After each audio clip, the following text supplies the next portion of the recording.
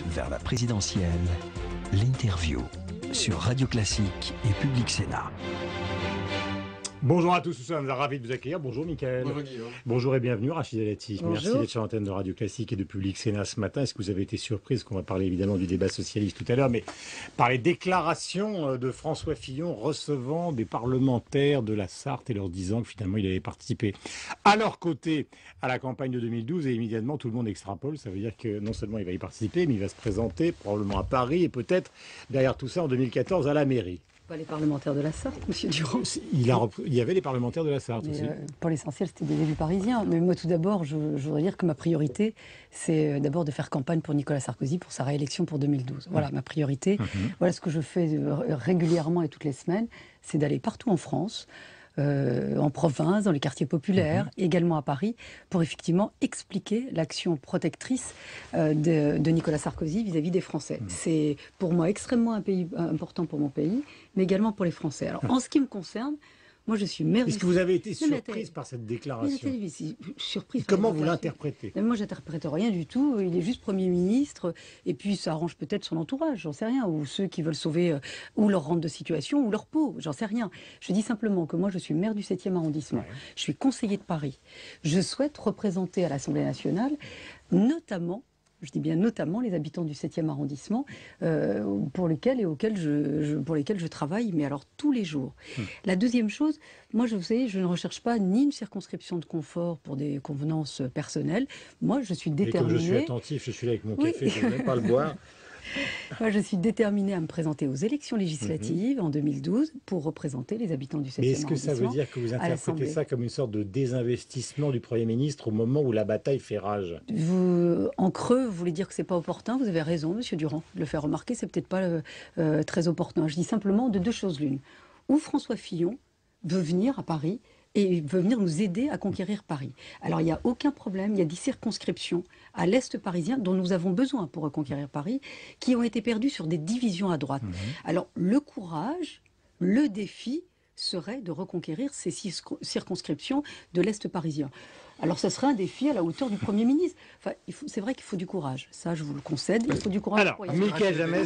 Ou alors, non mais attendez, ou alors, il souhaite... On a le temps, on est tranquille. Ou alors, il souhaite une circonscription de confort pour des convenances personnelles, et ça, les Parisiens ne l'accepteront pas, ils ne le supporteront pas. On l'a vu, non mais attendez, on l'a vu, il ne faut pas qu'il oublie l'échec cinglant de son entourage et de la droite parisienne aux dernières élections sénatoriales. Qu'est-ce que ça démontre? Ça démontre que vous ne forcez pas la main aux Parisiens, encore moins aux grands électeurs de droite et encore moins aux élus. Vous savez, il ne faut pas que François Fillon crée de la division là où il y en a déjà beaucoup à Paris et en abandonnant les Sartois qui, eux aussi, risquent aussi de le faire payer à la droite. Ça veut dire aussi que si jamais il voulait aller dans les circonscriptions sur lesquelles vous voulez également être présente, il y aura donc deux candidats. Non, c'est pas deux candidats. Enfin, d'abord, primaire il pas échappé. Enfin, il est juste Premier ministre. Il vous a pas échappé que nous appartenons à la même majorité. Nous avons participé, appartenu au même gouvernement. Nous avons été nommés par Nicolas Sarkozy. Vous savez, la préoccupation des Français aujourd'hui, c'est qu'on puisse effectivement s'occuper d'eux. Et vous savez, ce qui nous préoccupe, et notamment, moi, je trouve le président de la République très courageux d'être tous les jours sur le terrain, à être vraiment dans les difficultés, mais alors vraiment, lui, il a peur de rien, il est courageux et responsable. Donc, il est important pour nous qu'on soit derrière lui pour expliquer son action et expliquer non seulement son bilan, mais aussi les effets de la crise. Enfin, je suis député européen, je peux vous dire que l'action de Nicolas Sarkozy a beaucoup protégé et préservé les intérêts de la France. Juste une chose, juste une chose. Oui, non, mais attendez, juste une chose. Quand on voit l'état de l'Europe, l'Espagne, l'Italie, l'Angleterre a annoncé hier un taux de chômage historique depuis 17 ans. Ils ne sont pas loin de 3 millions de chômeurs. Donc la France, vous savez, on s'en sort très bien. Grâce à qui? Grâce à l'action courageuse de Nicolas Sarkozy. Pour revenir deux minutes sur Paris. Oui. Il faut bien en parler quand même. J'ai été clair, je crois. Vous avez été très clair. Voilà. Vous avez été très clair également. Vous avez dit qu'en 2008, Nicolas Sarkozy, vous avez dit que pour Paris, pour 2014, pour les municipales, il fallait une personnalité un peu décalée. François Fillon l'associait entendre qu'il pourrait être candidat en 2014. Est-ce que vous incarnez cette personne décalée? Attendez, moi je vais vous dire, en 2008, quand on a perdu les élections municipales, il faut quand même dire les choses. Depuis 10 ans, la droite parisienne a perdu toutes les échéances, on a perdu toutes les élections. Et je dirais même plus, la droite recule à Paris. Pourquoi? Elle est en décalage total avec les préoccupations des Parisiens et l'évolution de la sociologie.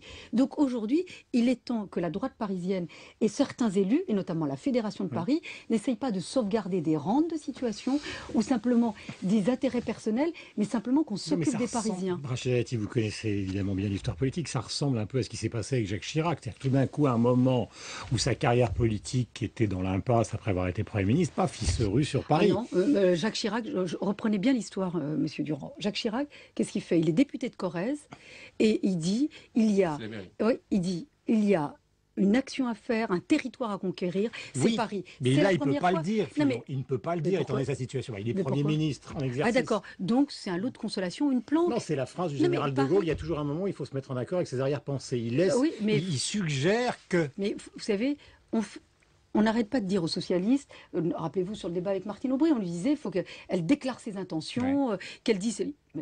Mais qu'on s'applique les mêmes choses. Enfin, les Français ne supportent pas ça et les Parisiens ne supportent pas ça. Pour la gauche, donc c'est un hypocrite. Donc c'est un hypocrite. Moi, je ne dis pas ça, je dis simplement... Je dis ça avec un point d'interrogation, c'est pas un jugement. Et moi, je vous dis que nous appartenons à la même famille politique. D'abord, je ne vois pas... Enfin, s'il avait des intentions parisiennes, d'abord intentions parisiennes au sens large, je crois qu'il m'en aurait parlé. Il ne l'a pas fait jusqu'à maintenant et je ne verrai pas pourquoi le Premier ministre viendrait m'agresser là où je suis élu. Enfin, il faut juste aussi regarder. Non, mais je dis, vous dites, s'il venait... soupçon énervé. Non, pas du tout. Je dis simplement, non, parce que c'est pas lui qui fait des déclarations. Il n'a rien affirmé. Il n'a pas dit qu'il était candidat dans une circonscription. Il n'a pas dit qu'il était candidat aux législatives. Mais attendez, mais il peut pas. Mais ça veut rien dire. Il peut pas. Non, il peut tout dire. Il peut tout faire. Il ne peut pas dans la mesure où vous avez expliqué tout à l'heure qu'effectivement ils ont une campagne électorale, qu'il a un rôle quand même majeur à côté du président de la République. Donc les Parisiens, c'est un lot de consolation. On arrive, on se planque et hop. C'est vous qui l'avez dit. Non, mais c'est pas ça Paris. Hein. Moi, j'ai beaucoup de respect pour les Parisiens. Et je peux vous dire, c'est les préoccupations, c'est le mode de garde des enfants, c'est les transports, c'est le logement, c'est effectivement le cadre de vie des jeunes. Si vous avez des enfants jeunes et, ou des étudiants, vous savez, vivre à Paris, ne serait-ce que de pouvoir prendre un café, inviter une amie ou un ami dans un restaurant, vous savez très bien combien ça coûte. Et donc, c'est peut-être d'améliorer le cadre de vie des Parisiens. On vous demandez d'être clair, tout simplement, être clair et dire exactement ce qu'il veut. C'est pas une histoire d'être clair. S'il veut nous aider à reconquérir Paris, mais bienvenue au club. Nous, on fait que ça. Et qu'il aille reconquérir les circonscriptions qu'on a perdues sur des divisions à droite. Le courage, il est là, et le défi, il est là. C'est bien d'un niveau d'un Premier ministre. Parlons un petit peu de cette ultime étape des primaires hier soir.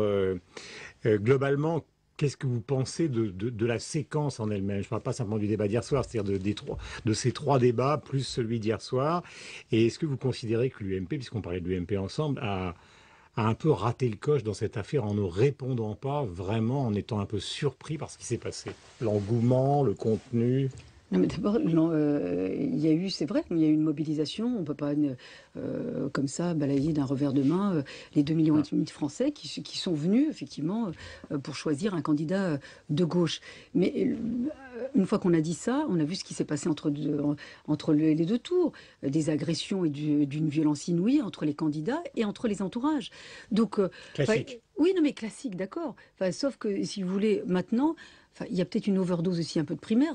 L'engouement a été très médiatique. Mais la question, c'est sur l'UMP. Mais sur l'UMP, c'est-à-dire C'est-à-dire qu'on a eu l'impression que l'UMP était pris de court par cette affaire. L'UMP a tellement dit au départ que ces primaires seraient un échec qu'elles ne sont pas un échec et que maintenant on se retrouve avec une compensation. D'ailleurs, Michael le fera sur Public Sénat avec une convention de l'UMP consacrée au Parti Socialiste. Mais peut-être que le mal dans l'opinion, si mal il y a, pour l'interrogation, est déjà fait. Mais quel mal. Enfin, la droite, elle a un leader... et non des moindres. Quelqu'un qui a de la crédibilité, de la capacité et de la fiabilité et de la solidité. Enfin, Nicolas Sarkozy, je ne crois pas que la France soit à la dérive. Hein. Heureusement qu'il est sur le pont et tous les jours, je le rappelle. Donc notre candidat, c'est même plus que naturel. Celui qui peut faire gagner non seulement la droite, mais qui est vraiment le meilleur pour la France, c'est Nicolas Sarkozy. Donc il n'y a pas de sujet. On avait compris votre point de vue, mais ma question n'était pas là-dessus. Ma question, c'est de dire il a raté le coche, l'UMP a raté le coche parce qu'il fait une convention. Non, enfin, à partir de lundi, d'abord, on aura fini de ces primaires. À partir de lundi, nous aurons un candidat de gauche avec lequel peut-être, je l'espère, on pourra discuter, échanger et confronter les projets. Ça fait juste 4 ans que la gauche, de manière cacophonique, insulte et tape sur Nicolas Sarkozy. Peut-être que là, on va rentrer dans un vrai débat démocratique à partir de lundi. Les journées parlementaires qui vont commencer à partir d'aujourd'hui à Saint-Cyr-sur-Loire, les journées parlementaires de l'UMP, ça va être la riposte justement sur ce candidat. Qu'est-ce qui va se passer? On dit que le moral est en berne, Rachida Dati. Écoutez, je crois pas. Moi, j'ai eu assez longuement Jean-François Copé hier soir, que ce soit ou Christian Jacob qui est en train de les préparer. Vous savez, les journées parlementaires, il y aura José Manuel Barroso qui va venir parler justement des enjeux européens et expliquer la crise. Ce sera pas une séance de calinothérapie, il va falloir aller un petit peu plus loin. Ça se passe tous les ans, ces journées parlementaires. C'est important pour nous de nous retrouver ensemble, entre parlementaires, justement pour parler des enjeux, des difficultés et préparer la présidentielle, oui.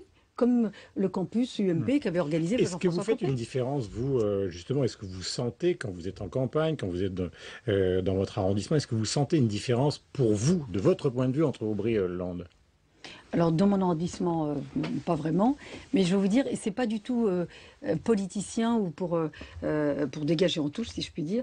Moi, j'ai fait un déplacement par semaine en province. Oui. Et c'est pas uniquement dans le cadre de réunions de sympathisants ou de militants UMP. Vous savez, les gens, je pense que la France n'est pas à gauche parce que la gauche, c'est vrai que ça a été, on est en pleine désillusion. Et écoutez, moi j'ai regardé le débat d'hier entre François Hollande et Martine Aubry. C'était un débat, d'abord j'ai trouvé très long, très technique et qui n'était pas à la hauteur des enjeux et des difficultés que connaît la France. Et donc, moi je trouve que c'est plutôt les socialistes qui se parlent entre eux plutôt que des socialistes qui parlent aux Français. Je ne crois pas que le Parti socialiste... C'est pas très bon, ces débats, c'est pas très bon, ça non, vous voulez dire?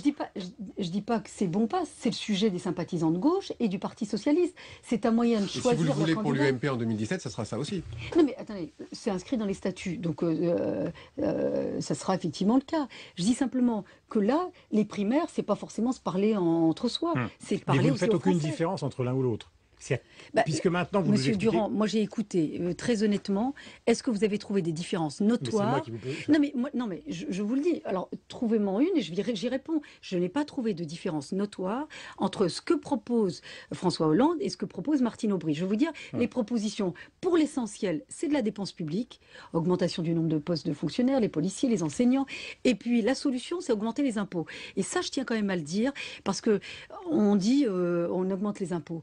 Mais vous savez qui vont être les premières victimes de ça? Ça va être les classes moyennes. Ça, il faut quand même le dire aux Français et ça va être notre tâche à partir de lundi prochain. Mickaël. À droite, certains disent qu'il fallait que Nicolas Sarkozy rentre en campagne. Vous étiez la première à dire qu'il fallait qu'il rentre en campagne assez tôt.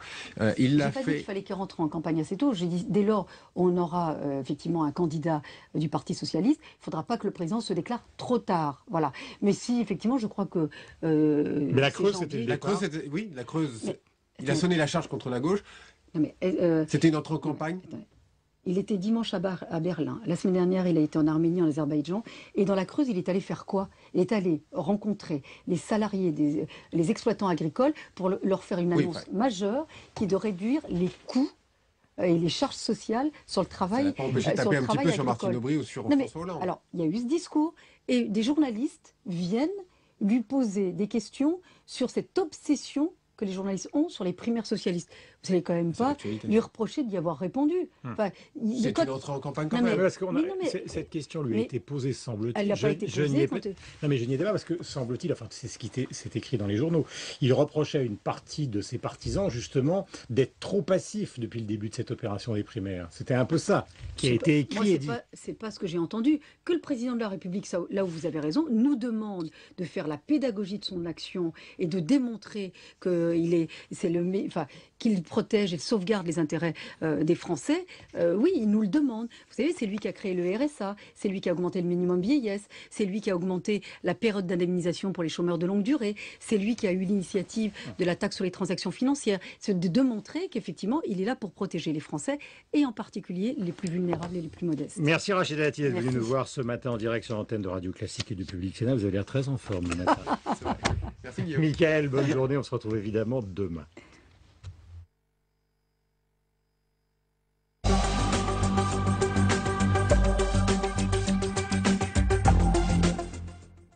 Plus de doute pour vous, ce médicament tue? Il y a malheureusement plus de doute en ce qui me concerne depuis longtemps. Depuis que j'ai vu les premiers cas extrêmement graves d'atteinte des valves du cœur, c'était en début 2008. Une pneumologue de Brest, un jeune avocat parisien, un député du Sud-Ouest. Comment se fait-il que dans notre pays de si graves carences du système de pharmacovigilance puisse aboutir une fois de plus à un drame sanitaire national? Ce documentaire exceptionnel raconte comment 3 personnages de l'ombre